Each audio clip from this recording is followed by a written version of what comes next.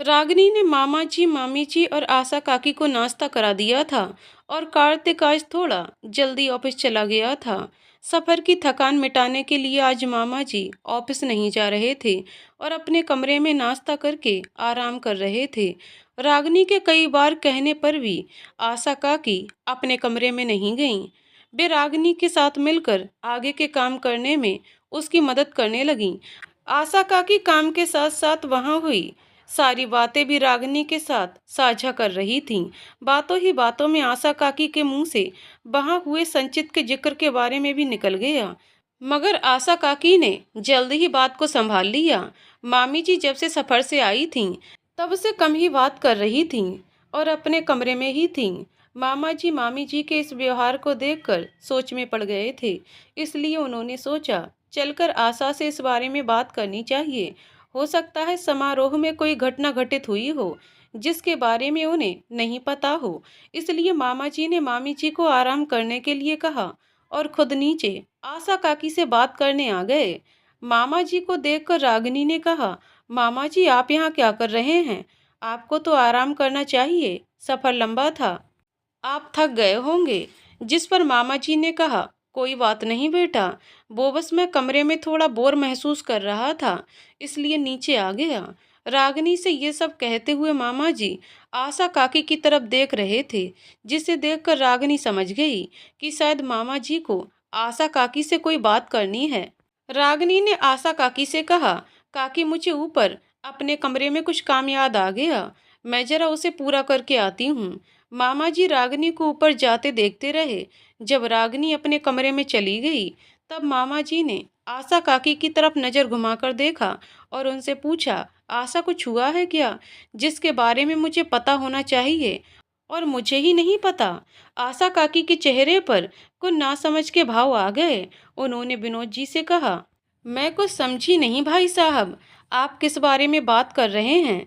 विनोद जी ने आशा काकी की तरफ देखकर कहा, जब से हम वहां से आए हैं, तब से ही सुगंधा मुझे कुछ परेशान लग रही है। तुम कुछ जानती हो इस बारे में? आशा काकी पहले तो कुछ सोचती रहीं, मगर फिर उन्होंने विनोद जी को वहां हुई संचित के बारे में सारी बातें बता दीं, जिसे सुनकर विनोद जी भी परेशान हो गए।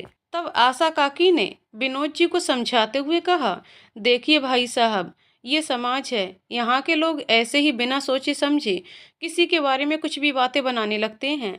आप उनकी इन बेमतलब की बातों पर ध्यान ना दीजिए और भाभी जी को भी समझाइए। हमारे संचित ने जो भी किया उसके पीछे जरूर कोई बड़ी वजह रही होगी। इतना कहकर उन्होंने विनोद जी की तरफ देखा, जो चुपचाप नीचे की तरफ देख रहे थे। आशा काकी ने कहा, आपको तो संचित पर विश्वास है ना भाई साहब? विनोद जी ने आशा काकी से कहा, मुझे अपने बच्चों पर पूरा विश्वास है आशा, मगर उसे ये सब करने से पहले कम से कम एक बार तो हमसे बात करनी चाहिए थी।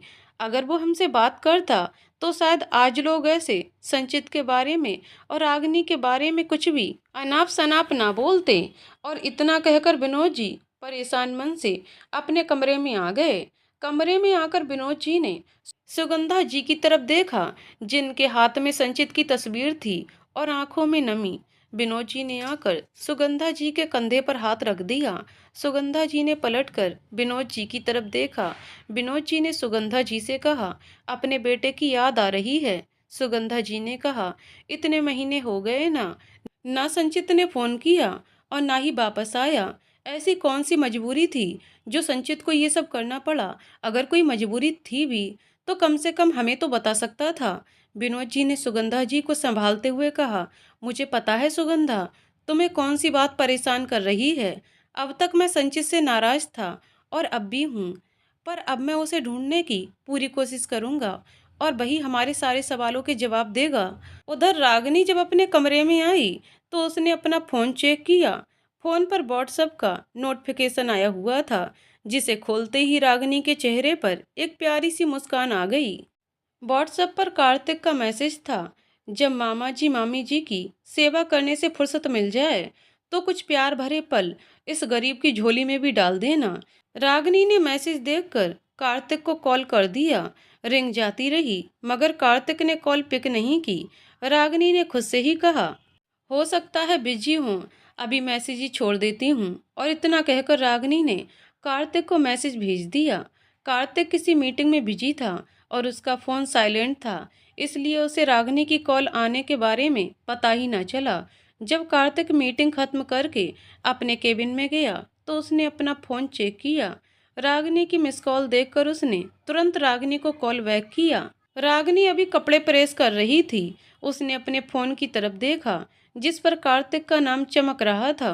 रागिनी ने एक मुस्कान के साथ कॉल रिसीव कर फोन कान से लगाया और सामने से कार्तिक की आवाज आई, सॉरी, वो मीटिंग में बिजी था, इसलिए मुझे पता ही ना चला कि तुमने कॉल कब की।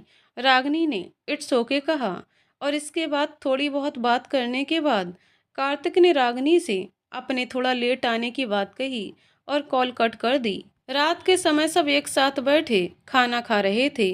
कार्तिक अभी तक ऑफिस से नहीं आया था। कोई आपस में बात नहीं कर रहा था। सब अपनी अपनी चिंता में डूबे हुए थे। विनोद जी, सुगंधा जी और आशा काकी संचित के बारे में सोच रहे थे और रागिनी कार्तिक के बारे में सोच रही थी, मगर फिर भी उसका ध्यान मामी जी की ही तरफ रहा और रागिनी मामी जी के चेहरे को बड़े ध्यान से देख रही थी, जिसे देखकर रागिनी को समझ आया कि कोई तो बात है जिसकी वजह से मामी जी परेशान हैं। ये सफ़र की थकान नहीं है, बात कुछ और ही है। रागिनी ने सोचा, आशा काकी से पूछकर देखती हूँ, शायद उन्हें मामी जी के परेशान होने की वजह पता हो। खाना खाने के बाद सुगंधा जी बिना किसी से कोई बात किए अपने कमरे में आ गईं और विनोद जी थोड़ी देर टहल लेने के लिए बाहर चले गए। रागिनी और आशा काकी दोनों मिलकर काम निपटाने के लिए रसोई में आ गईं। रागिनी ने आशा काकी से सुगंधा जी के परेशान होने का कारण पूछा, जिस पर आशा काकी ने कहा, कोई ऐसी बात नहीं है रागिनी, वो बस लंबा सफ़र था, शायद इसीलिए तुम्हें उन्हें देखकर ऐसा लगा कि वे कुछ परेशान हैं, मगर ऐसा कुछ नहीं है। कल तक भाभी जी बिल्कुल ठीक हो जाएंगी। इतना कहकर आशा काकी ने फटाफट हाथ चलाते हुए मुस्कुराकर रागिनी की तरफ देखा और कहा, अब यहाँ का काम मैं देख लूंगी, तुम भी अपने कमरे में जाकर आराम कर लो। रागिनी ने मना भी किया, मगर आशा काकी ने उसे उसके कमरे में भेज ही दिया। कमरे में आकर रागिनी ने कार्तिक को फोन कर पूछा, आपको आने में कितना समय लगेगा? जिसके जवाब में कार्तिक ने शरारत भरे अंदाज में रागिनी से कहा, हाय, इतनी याद आ रही है कि आपको हमारी, अगर हमें पता होता कि आप हमारी यादों में इतना तड़प रही हैं तो हम थोड़ा जल्दी आने की कोशिश करते। और फिर कार्तिक खुलकर हंस दिया। रागिनी ने भी अकड़कर कहा, मुझे आपकी कोई याद वाद नहीं आ रही कार्तिक जी, वो तो मामी जी पूछ रही थी आपके आने के बारे में, इसलिए मुझे आपको फ़ोन करना पड़ा। तो रागिनी की बात सुनकर कार्तिक हंस पड़ा और उसने कहा, ठीक है, मामी जी से कह दो कार्तिक जी आ गए हैं। कार्तिक के इतना कहते ही रागिनी के कानों में कार के रुकने की आवाज आई और उसने बालकनी में जाकर देखा तो कार्तिक मुस्कुराता हुआ कार से बाहर निकला और प्यार भरी नजरों से ऊपर अपनी बालकनी में खड़ी रागिनी की ओर देख रहा था। कार्तिक को अपनी ओर प्यार भरी नजरों से देखता पाकर रागिनी शर्मा गई और बालकनी से हटकर कमरे में आ गई। कमरे में आकर रागिनी चेहरे की लालिमा छुपाने की नाकाम सी कोशिश करने लगी। रागिनी के बालकनी से हटने के बाद कार्तिक की नज़र बाहर घूम रहे विनोद जी की ओर गई। विनोद जी को इस समय बाहर घूमते देखकर कार्तिक ने उनके पास आकर कहा, मामा जी, आप इस समय यहाँ क्यों घूम रहे हो? विनोद जी को कुछ समझ नहीं आया कि वो कार्तिक से क्या कहें। एक तो कार्तिक के ऐसे अचानक सामने आने से विनोद जी थोड़ा हड़बड़ा गए थे, क्योंकि विनोद जी कुछ सोच विचार कर रहे थे। उन्होंने खुद को संयत कर कार्तिक से कहा, वो बस मैं ऐसे ही खाना खाने के बाद बाहर टहलने के लिए निकल आया था, चलो अब दोनों अंदर चलते हैं। इतना कहकर विनोद जी कार्तिक के साथ अंदर आ गए। कार्तिक ने अपने कमरे की ओर रुख मोड़ लिया और विनोद जी अपने कमरे की ओर बढ़ गए। अपने कमरे में आकर विनोद जी ने सुगंधा जी की तरफ देखा, जो चुपचाप बैठी किसी सोच में गुम थीं। विनोद जी उनके पास जाकर बैठ गए और उन्हें कहीं खोया देखकर उनसे पूछा, क्या सोच रही हैं आप? सुगंधा जी ने विनोद जी की तरफ देखा और फिर नजरें वापस सामने की ओर घुमा लीं और एक गहरी सांस लेकर कहा, सोच रही हूँ जब ये बात रागिनी को और कार्तिक को पता चलेगी तो उन पर क्या बीतेगी, वे दोनों हमारे बारे में क्या सोचेंगे। जब उन्हें पता चलेगा कि लोग अब हमें ताना मार रहे हैं कि हमने रागिनी की शादी कार्तिक से इसलिए करा दी क्योंकि रागिनी अनाथ है और कार्तिक आपका भांजा है जिसके माँ पापा एक एक्सीडेंट में मर गए थे। संचित हमारा अपना बेटा है, इसलिए हमने इस अनाथ लड़की को कार्तिक के पल्ले बांध दिया। इतना कहकर सुगंधा जी ने विनोद जी की तरफ देखा। सुगंधा जी की आंखों में आंसू आ गए थे। उन्होंने विनोद जी से कहा, ये लोग ऐसा कैसे कह देते हैं जी? क्या हमने कभी इन तीनों बच्चों को अलग समझा है? सब जानते हैं हमने जीजी और जीजा जी के जाने के बाद कैसे इन दोनों बच्चों को संभाला है। फिर भी लोग ऐसा क्यों कह देते हैं जिससे सामने वाले को खुद पर ही संशय होने लगता है। और इसके आगे सुगंधा जी कुछ कह नहीं पाईं। उनकी आंखों से आंसू बहकर गालों को भिगोने लगे। ऐसे ही कुछ कड़वी बातें उस समारोह में समाज के 4 लोगों ने कही थीं, जिनका गहरा असर हुआ सुगंधा जी पर। और उन लोगों की बातें सुनकर सुगंधा जी के मन में एक डर बैठ गया था, कहीं कार्तिक उनके प्यार पर प्रश्न चिन्ह न लगा दे। जिस कार्तिक को उन्होंने संचित से बढ़कर प्यार किया, कहीं वो उनसे नफरत ना करने लगे। और रागिनी वो क्या सोचेगी अगर उसने भी ऐसा ही सोच लिया जैसा लोग कहते हैं, तो मेरे कार्तिक का क्या होगा? वो तो रागिनी से प्यार करता है ना। सुगंधा जी अचानक से बड़बड़ाने लगी, नहीं नहीं, मैं ऐसा नहीं होने दूंगी। मैं कल ही उन दोनों को सब बता दूंगी और समझा भी दूंगी। हाँ हाँ, ये ठीक रहेगा। और फिर सुगंधा जी बेहोश हो गईं। विनोद जी सुगंधा जी के गाल थपथपाकर उन्हें होश में लाने की कोशिश करते रहे। रागिनी जब कार्तिक के लिए खाना गर्म करने नीचे जा रही थी, तब उसके कानों में मामा जी की आवाज़ पड़ी, जो घबराहट से भरी हुई थी और मामा जी मामी जी को पुकार रहे थे। सुगंधा जी बेहोश हो गईं और विनोद जी उनके गाल थपथपाकर उन्हें आवाज़ लगा रहे थे। रागिनी कार्तिक के लिए खाना गर्म करने नीचे रसोई की तरफ जा रही थी, तो उसके कानों में मामा जी की घबराहट से भरी आवाज़ पड़ी। रागिनी तुरंत मामा जी के कमरे की ओर बढ़ गई। जब उसने मामी जी को बेहोश देखा, तो रागिनी मन ही मन घबरा गई, लेकिन फिर भी उसने समझदारी से काम लेते हुए मामी जी को उठाने के लिए उनके चेहरे पर पानी की कुछ बूंदें डालीं।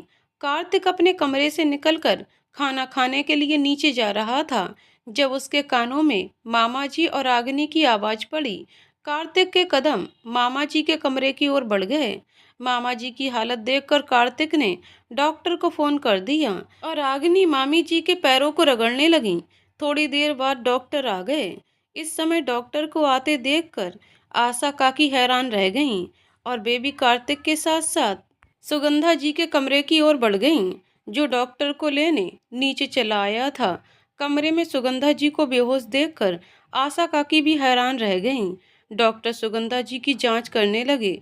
जांच करने के बाद डॉक्टर खड़े हुए और उन्होंने विनोद जी की तरफ देखकर कहा, ये बेहोश कैसे हुई? विनोद जी ने घबराकर कहा, पता नहीं डॉक्टर क्या हुआ, हम बैठे हुए बात कर रहे थे, अचानक से ये कुछ बड़बड़ाने लगीं और फिर बड़बड़ाते हुए ही बेहोश हो गईं।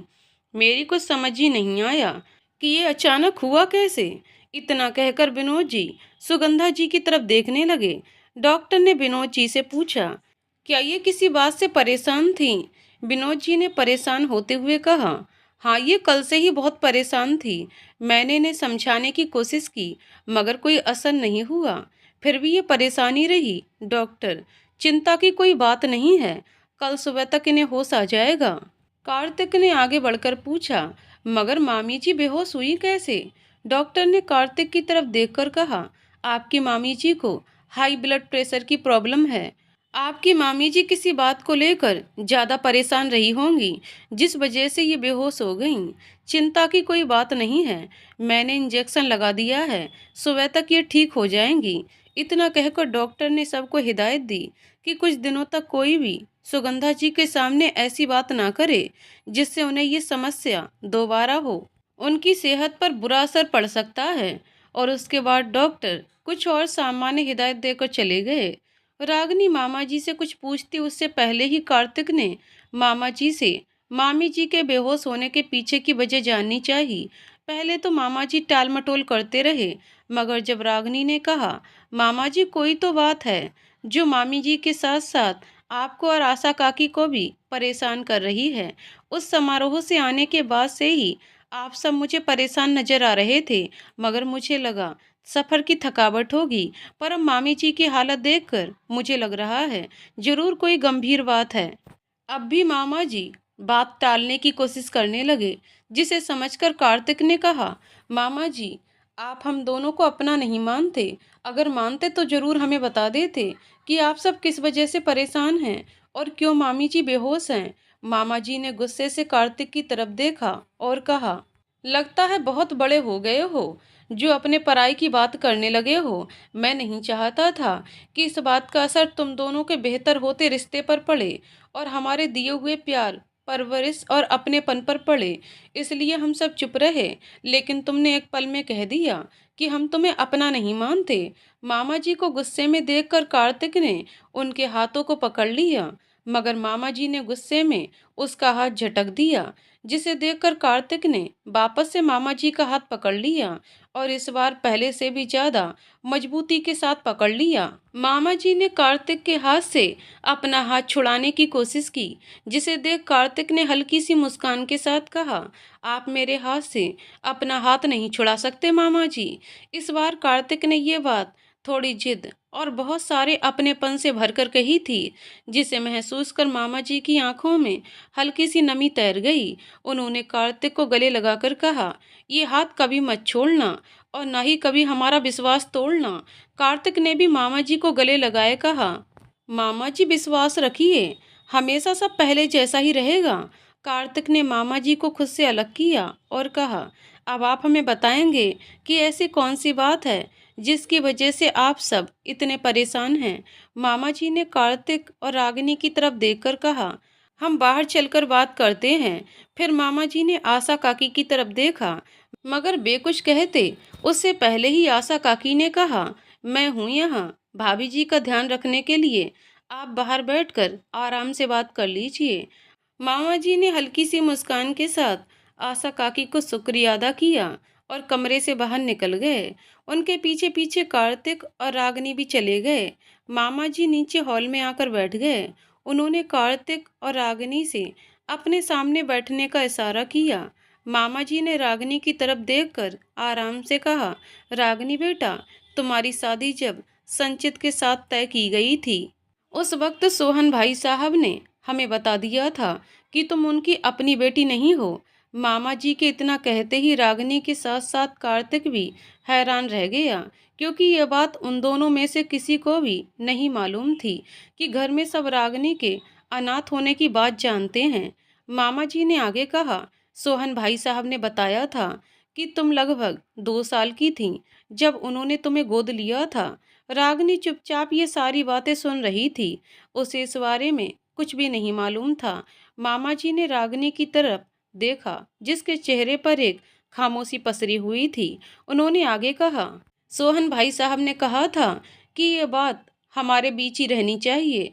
रागिनी को इसके बारे में कुछ भी पता नहीं चलना चाहिए, मगर अब लोग बातें बनाने लगे हैं, इसलिए मुझे तुम्हें ये सब बताना पड़ रहा है। हमें इस बात से कोई दिक्कत नहीं रही कि तुम सोहन भाई की अपनी सगी बेटी नहीं हो। ये बात जानकर रागिनी के साथ साथ कार्तिक भी हैरान रह गया था, क्योंकि ये बात उन दोनों में से किसी को पता नहीं थी। उन दोनों को हैरान देखकर मामा जी ने कहा, हमें इस घर की बहू के रूप में रागिनी पसंद आ गई थी, इसलिए हमें रागिनी के अनाथ होने से कोई दिक्कत नहीं थी। मामा जी ने कार्तिक की तरफ देखकर कहा, अब लोग हमें ताने दे रहे हैं, कह रहे हैं हमने ही संचित को शादी से भगाया और तुम्हारी शादी रागिनी से कराई, क्योंकि तुम्हारे भी मम्मी पापा अब इस दुनिया में नहीं हैं। उन लोगों का कहना है हमने तुम्हारे साथ छल किया है, अपने बेटे को भगाकर हमने तुम्हारी शादी एक ऐसी लड़की से करा दी जिसके ना तो कुल का पता है ना ही गोत्र का। मामा जी ने थोड़ा रुक कर कहा, और वहाँ समारोह में लोगों ने इस बात को लेकर तुम्हारे संचित के और कार्तिक के बारे में बहुत बुरा भला कहा, और उन सब बातों का असर तुम्हारी मामी जी पर इतना हुआ कि उन्होंने उन बातों को सोच सोच कर अपनी हालत खराब कर ली। मामा जी ने वहाँ हुई और भी बहुत सारी बातें रागिनी और कार्तिक को बताईं, जिसे सुनकर उन दोनों को बुरा लगा और समझ आया कि क्यों मामी जी ने इतनी चिंता कर अपनी तबीयत खराब कर ली। मामा जी इतना कहकर चुप हो गए। रागिनी चुपचाप गर्दन नीचे करके किसी सोच में गुम बैठी थी। कार्तिक ने मामा जी के पास जाकर कहा, मामा जी, रागिनी ने कल ही मुझे अपने अनाथ होने की बात बता दी थी, मगर हम दोनों ही नहीं जानते थे कि आपको ये बात पहले से ही मालूम थी। कार्तिक ने मामा जी का हाथ अपने हाथ में लेकर कहा, मामा जी, मुझे और रागिनी को इस बात से कोई फर्क ही नहीं पड़ता लोग क्या कहते हैं। ये शादी हमने भले ही आप सब लोगों के कहने पर की हो, मगर आज हम दोनों इस रिश्ते को पूरे दिल से निभा रहे हैं। और रही बात आपके और मामी जी के डर की, उसके लिए मैं सिर्फ इतना ही कहना चाहता हूँ कि आपने मेरी शादी रागनी से करवा कर मुझे जिंदगी की सबसे बड़ी खुशी दी है। कार्तिक ने आगे कहा, कुछ लोगों के कुछ भी अनाप शनाप कह देने से आपके और हमारे रिश्ते में कुछ भी बदलाव नहीं आ सकता। कार्तिक मामा जी को अपनी तरफ से समझाने की पूरी कोशिश कर रहा था। मामा जी की चिंता भी अब काफी हद तक कम हो गई थी, मगर अब भी मामा जी संचित के बारे में सोचकर परेशान थे। थोड़ी देर तक तीनों चुपचाप बैठे रहे। फिर मामा जी ने उठते हुए कहा, दोनों अपने कमरे में जाकर सो जाओ, रात काफी हो गई है। इतना कहकर मामा जी चले गए और कार्तिक रागिनी की तरफ देखने लगा, जो अभी भी चुपचाप बैठी हुई थी। कार्तिक ने उसके कंधे पर हाथ रखकर उसे आवाज दी, जिसे सुनकर रागिनी ने गर्दन ऊपर उठाकर कार्तिक की तरफ देखा। कार्तिक ने रागिनी को कमरे में चलने के लिए कहा। रागिनी बिना कुछ कहे अपने कमरे की ओर बढ़ गई। कमरे में आकर रागिनी वहीं सोफे पर बैठ गई। कार्तिक ने उसके सामने बैठकर उसका हाथ अपने हाथों में लेकर कहा, इतना मत सोचो, एक बार पापा जी से बात कर लो। उन्होंने मामा जी से क्या कहा, क्यों कहा, तुम्हारे इन सारे सवालों के जवाब सिर्फ पापा जी ही दे सकते हैं। अगर तुम चाहो तो उनसे मिलकर बात कर लो, तो मैं कल ही ले चलूंगा उनके पास। रागनी कार्तिक की तरफ देखने लगी और अचानक ही कार्तिक के गले लग गई। कार्तिक इसके लिए तैयार नहीं था, मगर फिर भी उसने तुरंत रागिनी को संभाल लिया। रागिनी के आंसू कार्तिक को अपने कंधे पर महसूस हुए और कार्तिक रागिनी का सर प्यार से सहलाने लगा। थोड़ी देर अपना मन हल्का करने के बाद रागिनी कार्तिक से अलग हुई। कार्तिक उसका चेहरा अपने हाथों में भरकर उसके आंसू साफ करते हुए कहने लगा, तुम कौन हो, तुम्हारी पहचान क्या है, तुम जिस परिवार में पली बढ़ी वो तुम्हारा अपना है या नहीं। इन सब सवालों से इस परिवार के किसी भी सदस्य को कोई फर्क नहीं पड़ता। रागिनी एकटक कार्तिक की तरफ देख रही थी। कार्तिक ने उसे अपनी तरफ देखता पाकर कहा, बस तुम इतना याद रखो, अब तुम इस घर की बहू हो और इस घर का हर सदस्य तुम्हें हमेशा खुश देखना चाहता है और तुम्हारा पति तुमसे बहुत प्यार करता है। इतना कहकर कार्तिक ने रागिनी की नाक हल्की सी खींच दी, जिससे रागिनी के चेहरे पर एक मुस्कान आ गई। विनोद जी भी अपने कमरे में आ गए और आशा काकी ने उन्हें देखकर उनसे पूछा, क्या वे दोनों ठीक हैं। विनोद जी ने सुगंधा जी के पास बैठते हुए कहा, वे दोनों ठीक हैं, संभाल लेंगे एक दूसरे को। विनोद जी ने आशा काकी से भी कमरे में जाकर सोने के लिए कहा और उसके बाद आशा काकी भी अपने कमरे में चली गईं।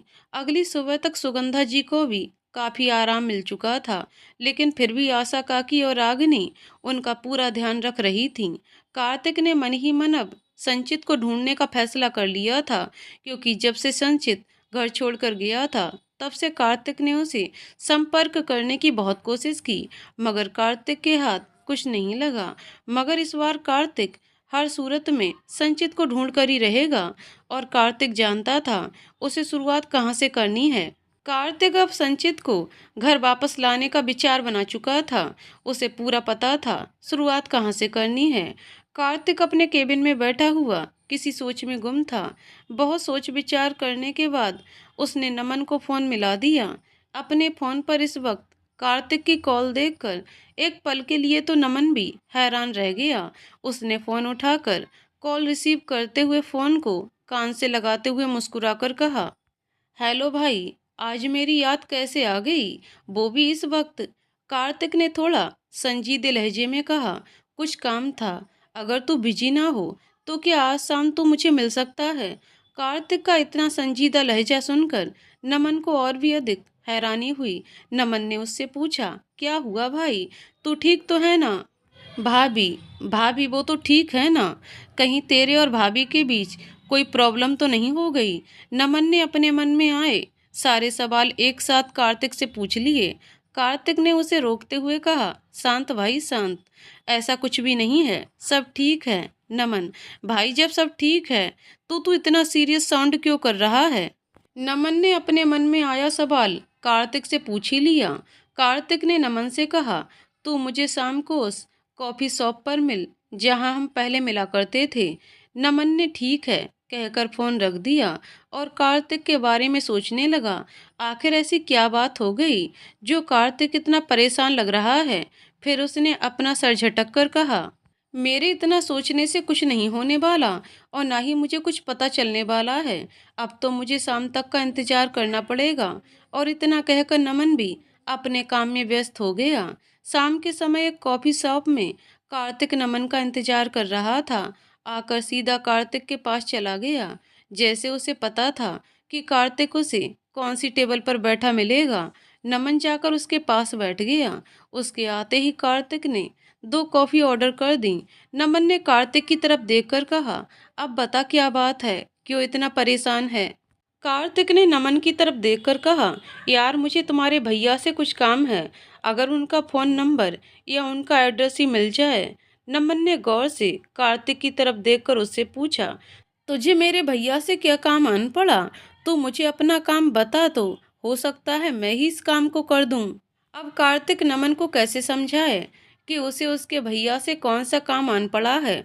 कार्तिक ने अपनी तरफ से कोशिश करते हुए कहा, है कुछ काम, तू नहीं समझ सकता यार? नमन, मैं नहीं समझ सकता या तू समझाना ही नहीं चाहता? कार्तिक ने अब आगे ज्यादा बहस करना मुनासिब नहीं समझा और नमन से कहा, मुझे तुम्हारे भैया से संचित के बारे में पूछना है। नमन ने हैरानी से कहा, संचित के बारे में? भैया को उसके बारे में कैसे पता होगा? कार्तिक, क्योंकि मैंने लगभग 2-3 महीने पहले संचित को तुम्हारे भैया के साथ देखा था। जब मैंने वापस देखना चाहा तब तक वो जा चुका था और मैंने उसे कॉल भी किया था, मगर उसने कोई जवाब ही नहीं दिया। मुझे लगा मेरा वहम होगा, मगर अब वो मेरा वहम ही है। तब भी मैं एक कोशिश तो कर ही सकता हूँ। नमन कार्तिक की सारी बातें ध्यान से सुन रहा था। नमन ने कहा, इतने महीने हो गए, ना तो संचित ने वापस आने की कोशिश की और ना ही तुमने उसे ढूंढने की कोशिश की, मगर अब अचानक ऐसा क्या हो गया जो तुम एकदम इतने परेशान हो गए हो? कार्तिक ने नमन को बस इतना बताया, मामी जी संचित को बहुत याद कर रही हैं और इसी वजह से उनकी तबीयत भी खराब हो गई। और थोड़ी देर की बातचीत के बाद दोनों दोस्त अपने अपने रास्ते चले गए। कार्तिक को आज फिर घर आते आते थोड़ी देर हो गई थी। वैसे उसने रागिनी को मैसेज करके अपने देर से आने के बारे में बता दिया था। फिर भी रागिनी बेचैनी से कमरे में इधर से उधर चक्कर काटते हुए कार्तिक का इंतजार कर रही थी। रागिनी को ऐसे देखकर कार्तिक के चेहरे पर मुस्कान आ गई। कार्तिक ने रागिनी के पास आकर कहा, क्या हुआ, क्यों अपने पैरों पर अत्याचार कर रही हो? रागिनी ने पलटकर कार्तिक की तरफ देखकर कहा, कुछ नहीं, बस आपका इंतजार कर रही थी। रागनी उसके हाथ से बैग लेकर मेज पर रखते हुए कहने लगी, आज आपको आने में इतना लेट कैसे हो गया? कार्तिक, आज नमन से मिलने गया था। रागनी ने अलमारी से कार्तिक के कपड़े निकालते हुए हैरानी से उससे पूछा, नमन जी से मिलने? कार्तिक उसके हाथ से कपड़े लेते हुए कहने लगा, हाँ कुछ काम था, चेंज करके आता हूँ, तब तक तुम खाना लेकर आ जाओ, फिर बैठकर बात करते हैं। इतना कहकर कार्तिक रागिनी के गाल को हल्के से सहलाकर चेंज करने चला गया और रागिनी खाना लेने नीचे आ गई। कार्तिक कपड़े चेंज करके आ गया और रागिनी भी उसके लिए खाना लेकर आ गई। कार्तिक ने खाने के लिए पहला निवाला बनाते हुए रागिनी से पूछा, तुमने खाना खा लिया? रागिनी, हम खा लिया। कार्तिक ने रागिनी की तरफ निवाला बढ़ाते हुए कहा, झूठ मत बोला करो, क्योंकि ये काम तुम्हारे बस का नहीं है। और इतना कहकर कार्तिक ने रागिनी के मुंह में निवाला रख दिया। रागिनी कार्तिक को प्यार से देखती रह गई और कार्तिक ने मुस्कुराकर कहा, अब मुझे ऐसे मत देखो, मुझे नज़र बहुत जल्दी लगती है।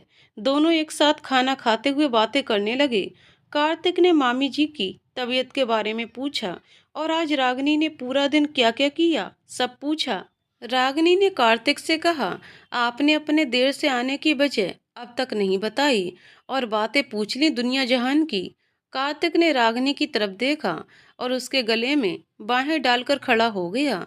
कार्तिक ने रागनी को अपनी और नमन की हुई मुलाकात के बारे में सब बताया और उसने रागनी से संचित को वापस लाने के बारे में भी बताया।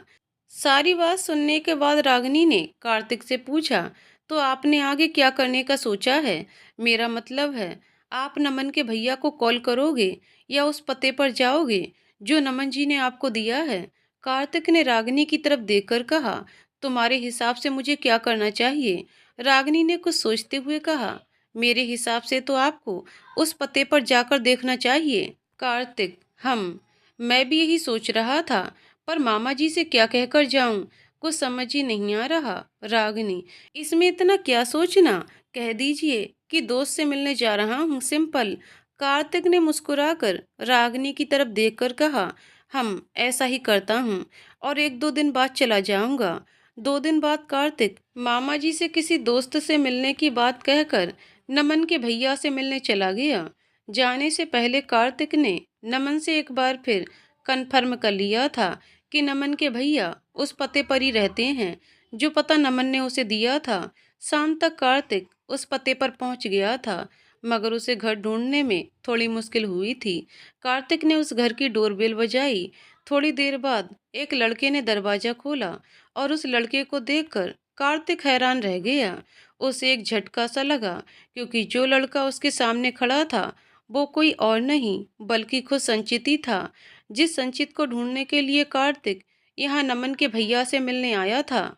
वो संचित उसके सामने खड़ा था। संचित को अपनी आंखों के सामने देखकर पहले तो कार्तिक को समझ नहीं आया कि वो क्या करे, मगर थोड़ी देर बाद जब उसे होश आया तो उसने सामने खड़े संचित की तरफ देखा, जो खुद भी हैरान नजरों के साथ उसे देख रहा था।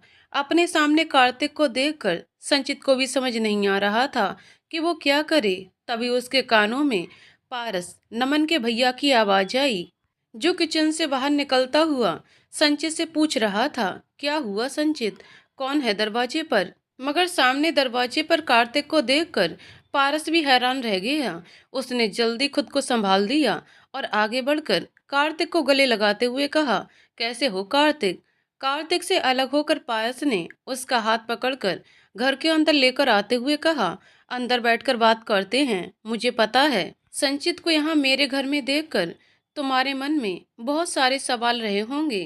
कार्तिक अंदर आकर हॉल में रखे सोफे पर बैठ गया। पारस ने कार्तिक और संचित के बीच की खामोशी में पसरे तनाव को महसूस कर माहौल को हल्का करने के इरादे से बातचीत शुरू करते हुए कहा, तुम्हारी शादीशुदा जिंदगी कैसी चल रही है? कार्तिक ने पारस की तरफ देखकर हल्की सी मुस्कान के साथ कहा, सब अच्छा चल रहा है भैया। और फिर कार्तिक ने अपनी नजरें संचित की तरफ घुमाकर कहा, और जो अच्छा नहीं है उसे अच्छा करने के लिए ही तो यहाँ आया हूँ। कार्तिक ने दृढ़ निश्चय के साथ कहा। पारस ने उठकर जाते हुए कहा, कार्तिक तुम चाय लेना पसंद करोगे या कॉफी? कार्तिक, भैया मुझे संचित से बात करनी है। पारस, हाँ बातें भी होती रहेंगी, मैं चाय लेकर आता हूँ। एक हल्की मुस्कान देकर पारस वहां से चला गया। कार्तिक ने संचित की तरफ देखा, जो कुछ कहने की कोशिश कर रहा था, मगर कार्तिक ने संचित से बिना किसी लाग लपेट के साफ शब्दों में कहा, तुझे मेरे साथ घर चलना होगा। संचित ने अब भी कुछ नहीं कहा। उसकी चुप्पी कार्तिक को गुस्सा दिला रही थी। कार्तिक ने एक लंबी सांस लेकर खुद को संयत किया और कहा, तुम्हारी चिंता में मामी जी ने अपनी तबीयत खराब कर ली है और मामा जी भी परेशान रहने लगे हैं। कार्तिक के इतना कहते ही संचित ने कार्तिक की तरफ देखकर कहा, क्या हुआ मम्मी को? कार्तिक, तुम्हारी चिंता करती हैं, इतना परेशान रहती हैं कि सही से कुछ खाती भी नहीं और हाई बीपी की वजह से बेहोश हो जाती हैं। डॉक्टर ने कहा है अगर ऐसे ही चलता रहा तो उन्हें हार्ट अटैक भी आ सकता है। कार्तिक संचित से ऐसी बात बताना चाह रहा था जिसे सुनकर उसे संचित को घर ले जाने के लिए ज़्यादा मनोना ना करना पड़े, इसलिए कार्तिक ने कुछ सच और कुछ झूठ बोल दिया। पीछे से आते पारस ने संचित से कहा, अब तुम्हें वापस चले जाना चाहिए। बहुत कुछ है जो उन्हें तुमसे पूछना है और बहुत कुछ तुम्हें बताना भी तो है। संचित ने कार्तिक की तरफ देखकर कहा, ठीक है, हम तीनों कल सुबह निकल जाएंगे। संचित की बात पर पारस ने हैरान होकर कहा, तीनों क्यों? तुम दोनों जाओ ना, मेरा क्या काम? कोई कुछ कहता इससे पहले ही कार्तिक का फोन बज पड़ा। कार्तिक, संचित और पारस तीनों एक साथ में बैठे हुए बातें कर रहे थे। तभी कार्तिक का फोन बज पड़ा। कार्तिक ने जेब से निकालकर अपने फोन की तरफ देखा। फोन की स्क्रीन पर रागिनी की तस्वीर देखकर कार्तिक के चेहरे पर एक प्यारी सी मुस्कान आ गई। कार्तिक के चेहरे की इस मुस्कान को संचित के साथ साथ पारस ने भी नोटिस किया था। अपनी तरफ उन दोनों की नज़रों को महसूस कर कार्तिक अभी आया कहकर एक साइड जाकर जैसे ही कॉल को रिसीव करने लगा, तुरंत ही कॉल कट गया।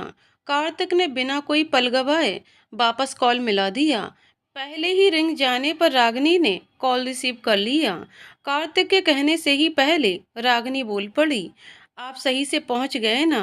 कार्तिक के चेहरे पर मुस्कान और चौड़ी हो गई। उसने रागिनी को अपने पहुंचने की और संचित के मिलने की सारी कथा चंद शब्दों में बयां कर दी। रागिनी कुछ कहना चाह रही थी मगर कह नहीं पा रही थी। कार्तिक ने रागिनी की खामोशी को समझकर कहा, मैं कल सुबह तक आ जाऊंगा, तुम खाना खाकर सो जाना। जब तुम सुबह सोकर उठोगी तो मुझे अपने सामने पाओगी। रागिनी ने बस हम में जवाब दिया। थोड़ी देर बाद कार्तिक ने जैसे ही कहा, अब फोन रखता हूँ, तब रागिनी ने तुरंत कहा, जल्दी आइएगा, आई मिस यू, और एक छोटी सी किस देकर फोन रख दिया और इतना कहकर अपनी ट्रेन की रफ्तार से दौड़ती धड़कनों को काबू करने की कोशिश करने लगी। इधर कार्तिक भी अपने साथ हुई इस छोटी सी मगर बहुत ही प्यारी सी घटना के बारे में सोच रहा था कि अभी अभी हुआ क्या। और जैसे ही उसने रागिनी के कहे आखिरी शब्दों को याद किया तो उसने हल्के से हंसकर अपने हाथ में लिए फोन की तरफ देखा। कार्तिक जब वापस आया तो संचित और पारस दोनों उसकी तरफ ही देख रहे थे। रागिनी से बात करने के बाद अब कार्तिक को कुछ अच्छा महसूस हो रहा था। उसका गुस्सा भी कुछ गायब हो चुका था। संचित की तरफ देखकर कार्तिक ने हल्के से गुस्से के साथ कहा, ऐसे क्या देख रहा है? सामान पैक कर अपना, हमें निकलना है। संचित ने पारस की तरफ देखा जो आंखों से उसे कार्तिक की बात मानने के लिए कह रहा था। पारस ने कार्तिक की तरफ देखते हुए कहा, कार्तिक, आज रात तुम यहीं रुक जाओ, कल सुबह निकल जाएंगे सब। कार्तिक, नहीं भैया, हम अभी निकलते हैं। पारस ने कार्तिक को समझाते हुए कहा, देखो कार्तिक, तुम सुबह से घर से निकले हुए हो, हमारा घर ढूंढते ढूंढते तुम्हें शाम हो गई, तुम भी आराम कर लो, कल सुबह हम पक्का निकल जाएंगे। कार्तिक को पारस की बात सही लगी क्योंकि उसे भी थकान महसूस होने लगी थी। उसने रुकने के लिए हामी भर दी। पारस और संचित ने साथ मिलकर खाना खाया और हल्की फुल्की बातचीत के बीच तीनों खाना खाकर सोने के लिए चले गए। पारस अपने कमरे में चला गया और संचित कार्तिक को अपने साथ दूसरे कमरे में ले गया। कमरे में आकर संचित ने कार्तिक को चेंज करने के लिए अपने कपड़े दिए। कार्तिक ने बिना कुछ कहे उसके हाथ से कपड़े लिए और चेंज करने के लिए चला गया। कार्तिक के आने के बाद संचित भी चेंज करने चला गया। कार्तिक ने रागिनी को मैसेज कर कह दिया कि वो कल शाम तक आ जाएगा। सामने से तुरंत रागिनी का ठंडा सा रिप्लाई आया, ओके। रागिनी को जागता पाकर कार्तिक ने थोड़ी सी और बात की। थोड़ी देर बात करने के बाद रागिनी ने गुड नाइट कहकर फोन बंद कर दिया। कार्तिक बस फोन की स्क्रीन देखता रह गया। संचित जो कपड़े चेंज करके आया था और कार्तिक को देख रहा था ने कहा, फोन को घूरने से कुछ नहीं होगा, अब तू भी अच्छे बच्चों की तरह उन्हें गुड नाइट बोल दे। कार्तिक ने कुछ नहीं कहा। संचित ने कार्तिक को खामोश देखकर कहा, भाई गुस्सा है तो थप्पड़ मार ले, पर ऐसे चुप तो ना रहे। कल चल रहा हूँ तेरे साथ, घर वालों के साथ साथ तेरे और भाभी जी के सवालों का भी जवाब मिल जाएगा। बस तुम सब मुझे समझने की कोशिश करना। कार्तिक ने संचित से पूछा, तू यहाँ पारस भैया के साथ कब से है? संचित, जब से घर छोड़कर आया हूँ तब से यहीं हूँ। कार्तिक ने संचित को गहरी नज़रों से देखते हुए कहा, इस बारे में किसी को नहीं पता? संचित एक पल के लिए सकपका गया, मगर अगले ही पल उसने खुद को संभाल लिया और कहा, किस बारे में? कार्तिक बड़े गौर से संचित को देख रहा था। उसने कहा, यही कि तुम यहाँ पारस भैया के साथ रहते हो। इस बारे में किसी को कुछ भी नहीं पता। आज तुम ऐसे अचानक आ गए, इसलिए तुम्हें पता चल गया। संचित ने बिस्तर पर तकिया रखते हुए कहा।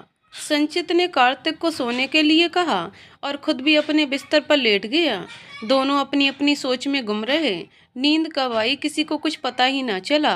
अगली सुबह जब कार्तिक की आंख खुली तो पाया उस कमरे में वो अकेला ही था, जबकि संचित तो उसके साथ ही था। रात को इस कमरे में कार्तिक उठकर फ्रेश होने चला गया।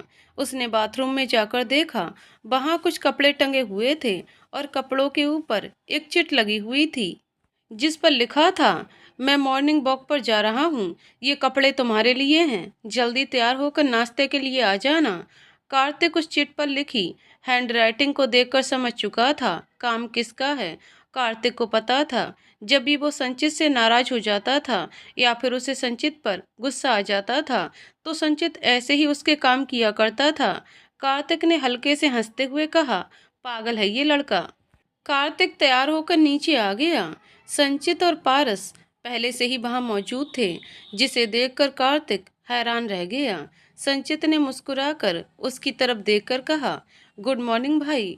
कार्तिक ने भी मुस्कुराकर उन दोनों को गुड मॉर्निंग विश किया। कार्तिक, पारस और संचित तीनों नाश्ता कर रहे थे। नाश्ता करते हुए पारस ने संचित से कहा, संचित तुम कार्तिक के साथ निकल जाना, मुझे थोड़ा काम है, इसलिए मैं दोपहर तक निकलूंगा। जिसे सुनकर संचित ने पारस की तरफ देखा, जैसे कुछ पूछना चाह रहा हो। कार्तिक उन दोनों को बहुत ही ध्यान से देख रहा था। उसने अपना नाश्ता खत्म किया और अपना फोन देखने लगा। थोड़ी देर बाद कार्तिक और संचित घर से निकलने के लिए तैयार थे। कार्तिक समझ रहा था कि संचित पारस के साथ ना चल पाने की वजह से थोड़ा परेशान लग रहा था, मगर उसने कुछ नहीं कहा। कार्तिक चुपचाप आकर कार में बैठ गया और संचित के आने का इंतजार करने लगा। कुछ देर बाद संचित भी कार में आकर बैठ गया। कार्तिक ने कार आगे बढ़ा दी। दोनों भाई चुपचाप बैठे थे। कार्तिक ने ही बात करने के इरादे से संचित से पूछा, शादी से भागने की वजह तू मुझे अभी बताएगा या घर जाकर सबके सामने? संचित ने कार्तिक की तरफ देखा, जिसकी नजरें सामने रास्ते पर थीं, और कहा, भाभी ठीक हैं? कार्तिक ने हैरानी से संचित की तरफ देखकर कहा, मैं तुझसे क्या पूछ रहा हूँ और तू कुछ और ही सवाल कर रहा है। ये मेरे सवाल का जवाब नहीं है। संचित ने कुछ नहीं कहा। उसने सीट से सर टिकाकर अपनी आंखें बंदी की थीं कि कार्तिक के कहे कुछ शब्दों ने उसे आंखें खोलकर कार्तिक की तरफ देखने पर मजबूर कर दिया। कार्तिक ने कहा, तुम पारस भैया को पसंद करते हो ना? संचित की आंखें हैरानी से फैल गईं और कार्तिक ने मुस्कुराकर उसकी तरफ देखकर कहा, वैसे पहले किसने अपनी भावनाओं को शब्दों का रूप दिया था? मेरे ख्याल से ये काम तुमने ही किया होगा। संचित को समझ ही नहीं आ रहा था कि वो कार्तिक से अपने और पारस के रिश्ते में क्या बताए और कैसे। एक लड़के का दूसरे लड़के से प्यार करना, उसके साथ एक रिश्ता बनाए रखना अपने आप में बहुत मुश्किल काम है। संचित अभी सोच ही रहा था कि फिर से उसे कार्तिक की आवाज आई, जो कह रहा था, वैसे तुम्हारी पसंद की दाद देनी पड़ेगी। कार्तिक ने हंसकर कहा, मुझे मेरी भाभी बहुत पसंद आई, गृह कार्य में भी पूरी तरह से दक्ष हैं। संचित समझ रहा था कार्तिक उसे सहज महसूस करवाने के लिए इतनी बातें कर रहा है। अब संचित ने भी कार्तिक के सामने अपने और पारस के रिश्ते को खुलकर स्वीकार कर लिया।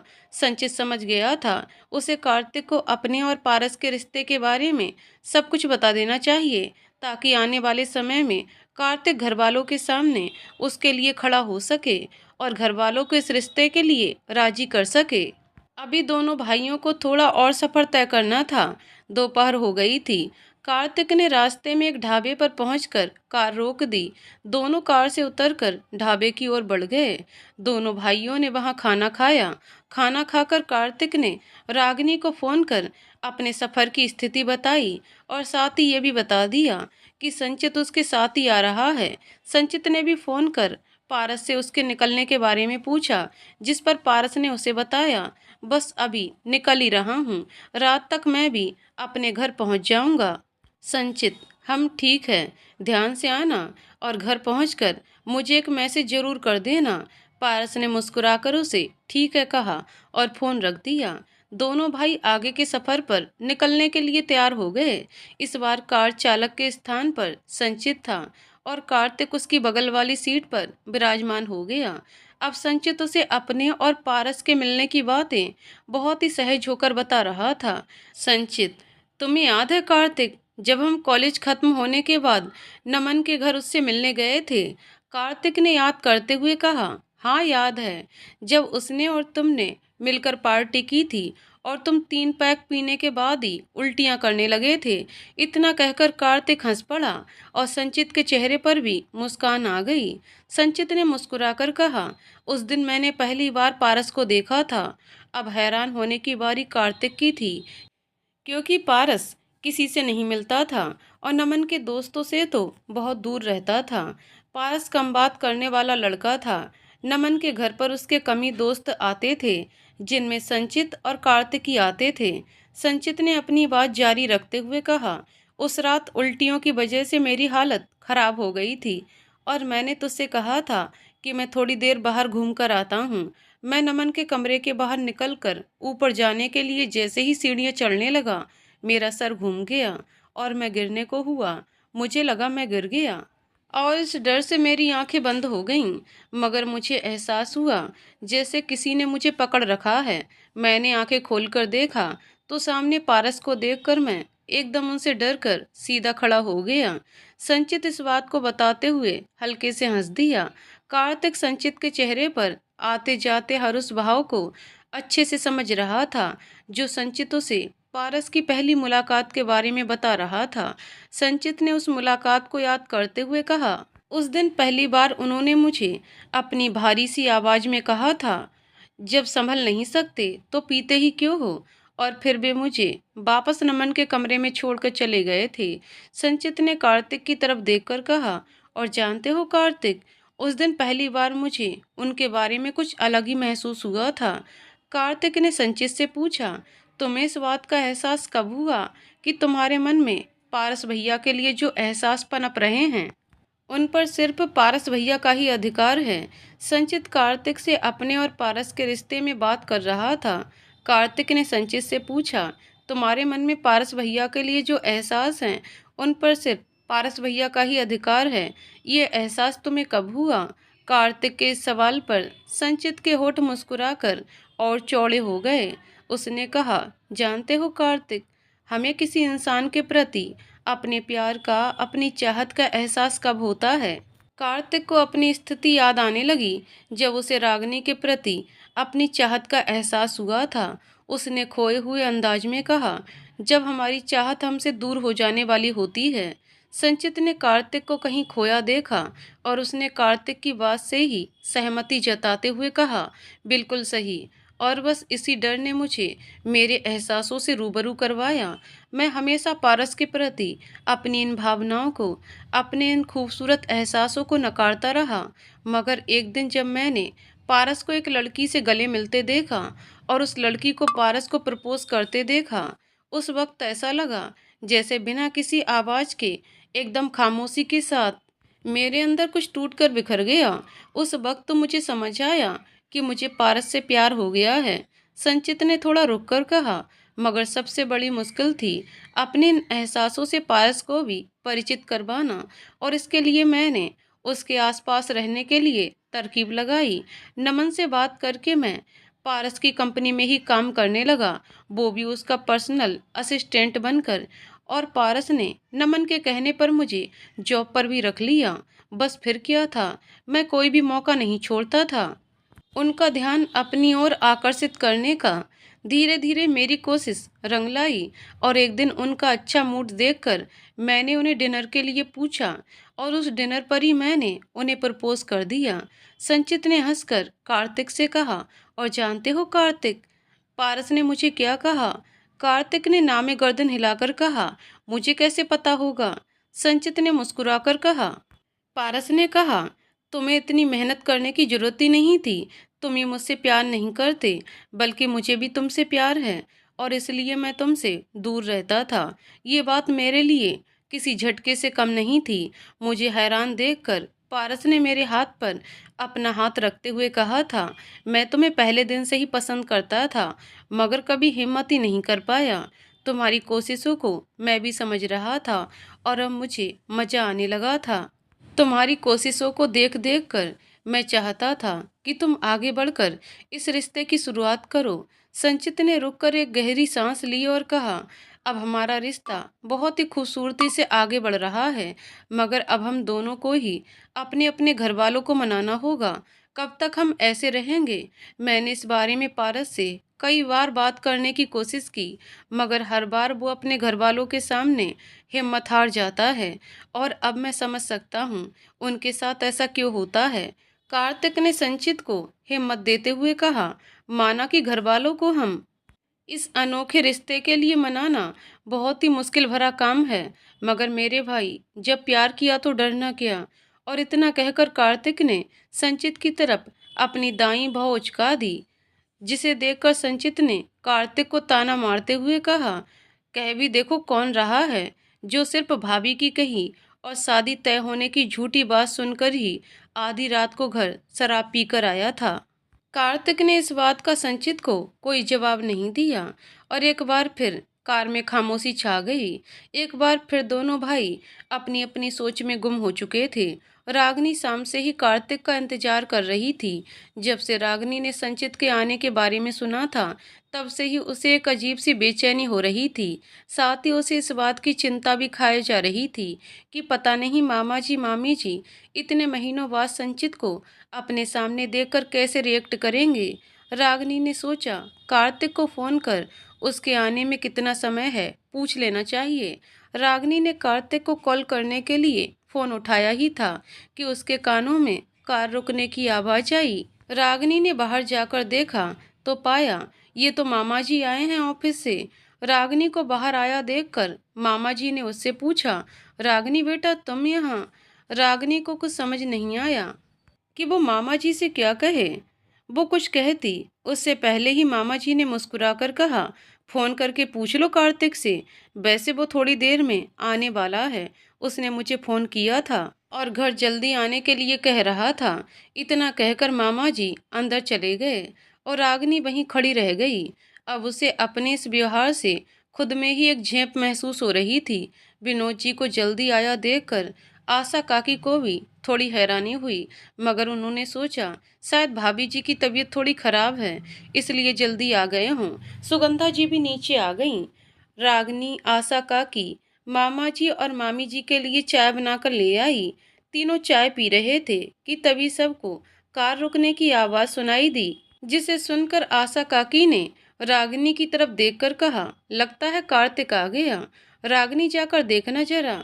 आशा काकी के साथ साथ मामा जी और मामी जी भी हल्के से मुस्कुरा दिए और रागिनी उठकर बाहर आ गई। कार से कार्तिक को उतरता देखकर रागिनी के चेहरे पर मुस्कान आ गई। रागिनी कार्तिक को देखकर उसकी ओर बढ़ गई, मगर संचित को देखकर उसके कदम रुक गए। कार्तिक को देखकर एक पल के लिए रागिनी सब कुछ भूल गई थी। रागिनी चुपचाप वापस घर के अंदर आ गई। जब मामा जी, मामी जी और आशा काकी ने रागिनी को अकेले आते देखा, तो मामी जी जैसे ही उससे कुछ पूछने को हुई, तो उनकी नज़र उसके पीछे कार्तिक पर गई, जिसके साथ संचित को देखकर मामी जी हैरान रह गईं। कार्तिक और संचित को एक साथ देखकर सब हैरान रह गए। जहां संचित को देखकर विनोद जी को गुस्सा आ गया, वहीं सुगंधा जी की ममता उमड़ आई और आशा काकी को भी इतने दिनों बाद संचित को देखकर एक सुकून मिला। संचित ने जैसे ही घर के अंदर कदम रखा, विनोद जी ने गुस्से से कहा, अब यहाँ वापस क्यों आए हो? इस घर को छोड़ने से पहले सोचा था कि किस हालत में अपने माँ पापा को छोड़कर जा रहे हो? क्या जवाब देंगे भी इस खोखले समाज के बेबुनियाद सवालों के? इतना कहकर विनोद जी ने रागिनी की तरफ हाथ से इशारा करके कहा, क्या गलती थी इस बच्ची की? तुमने ही आगे बढ़कर इसके साथ शादी करने की बात की थी ना, तो फिर क्यों छोड़कर चले गए थे इसे मंडप में?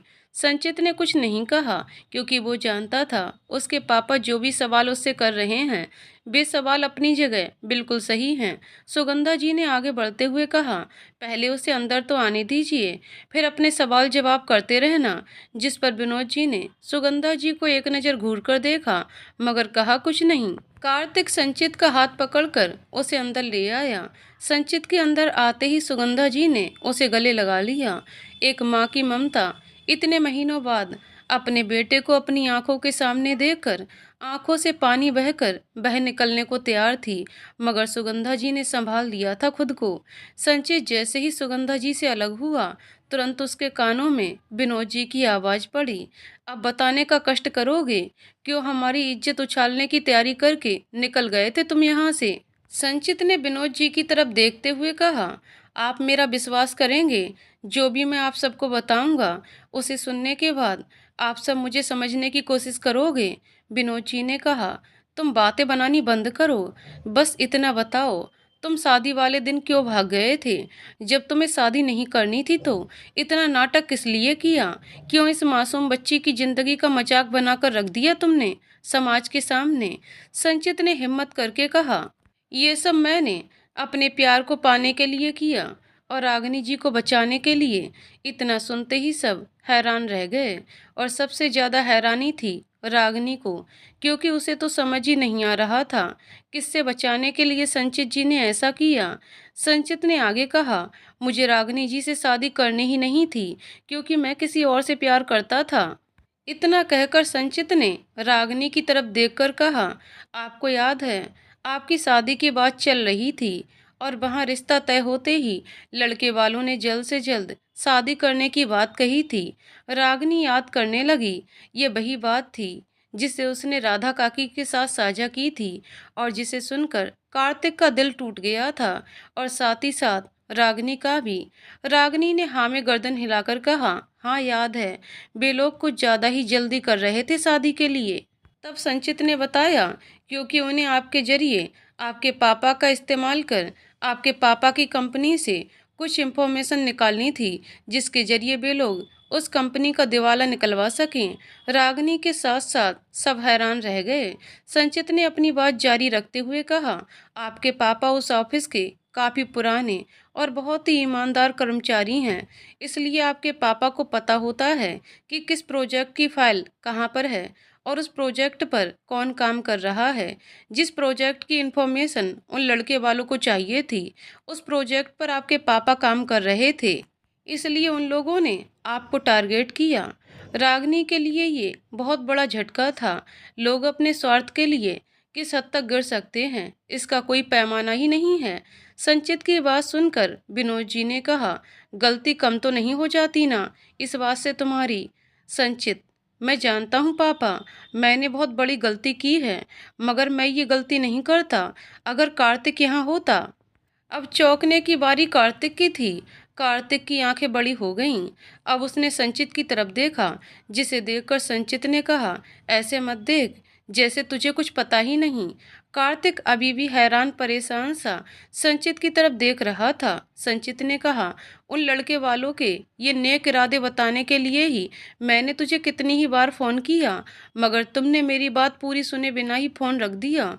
और तुम थे भी तो दीदी के यहाँ, इतनी दूर तुम्हें मैं कैसे समझा पाता? मैंने तुमसे कहा भी था कि बात रागनी से जुड़ी हुई है, मगर तुम पता नहीं कौन सी दुनिया में गुम थे कि तुमने मेरी बात कभी पूरी सुनी ही नहीं। अब कार्तिक को याद आया संचित किस बारे में बात कर रहा था। अब सबकी नज़रें कार्तिक पर आकर ठहर गईं, क्योंकि सबके मन में वही सवाल था, क्या कार्तिक रागिनी को शादी से पहले जानता था?